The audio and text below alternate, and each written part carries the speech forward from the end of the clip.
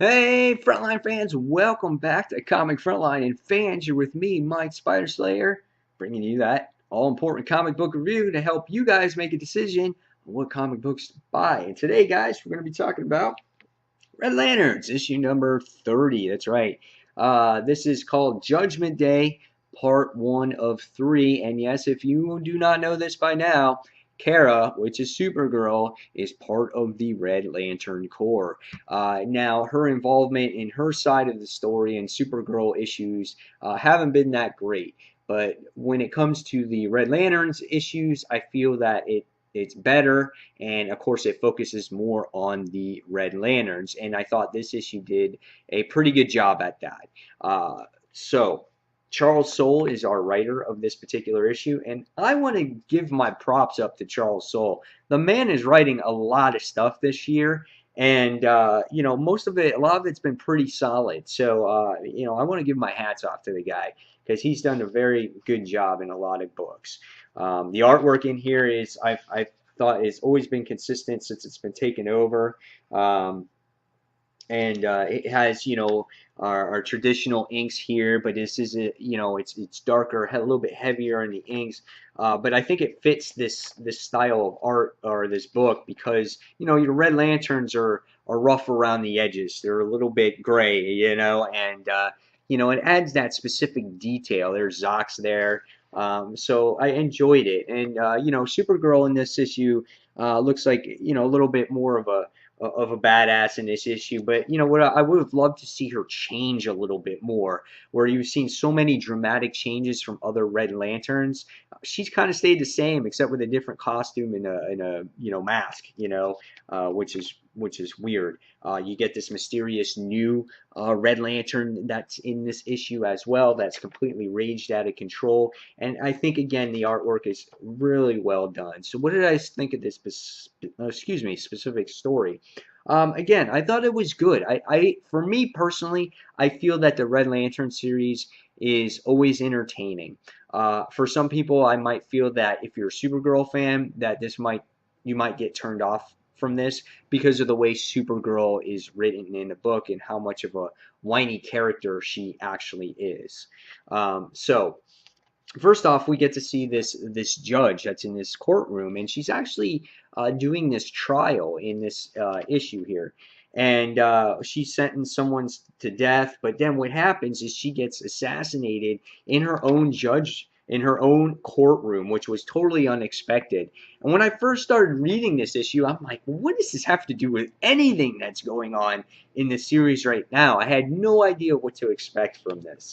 And then it flashes back to Bleeze, because if you read the last issue of Red Lanterns, Bleeze fell onto the planet Yasmalt, and she escaped from Atrocitus and gave Rancor a fighting chance, and Rancor again sacrificed himself so she can escape. So she was telling her story, and there's lots of dialogue in this book. So I feel that in this particular issue, if you've read a lot or if you're not in a specific frame of mind to be reading at this particular time, I suggest that maybe you put it off and have a fresh mind when you're reading this particular issue. She's actually giving her story to Gardner and how she has to go after Rancor, and Gardner is sitting there going, you have to rest. We have to get these lanterns. We got to make ourselves stronger, because if Atrocitus gets all these miscellaneous lantern rings that he set out a few issues ago, he's going to be unstoppable. Even though Kara is involved in this whole thing, Guy wants to get control of these new Red Lanterns because they already got one, and Atrocitus killed one before. So as the issue goes along, you wind up seeing that this judge that was killed winds up becoming this Red Lantern. And then I'm sitting there going, ding, ding, ding, ding. The little light bulb goes off in my head, and you wind up seeing that she becomes this crazy Red Lantern.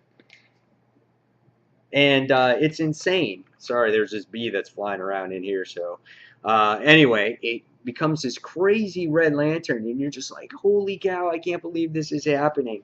And and this thing is a freak. This is why I wanted Kara to change more, because this was like almost a completely human, and it winds up becoming this. And you're like, oh my god, what is that?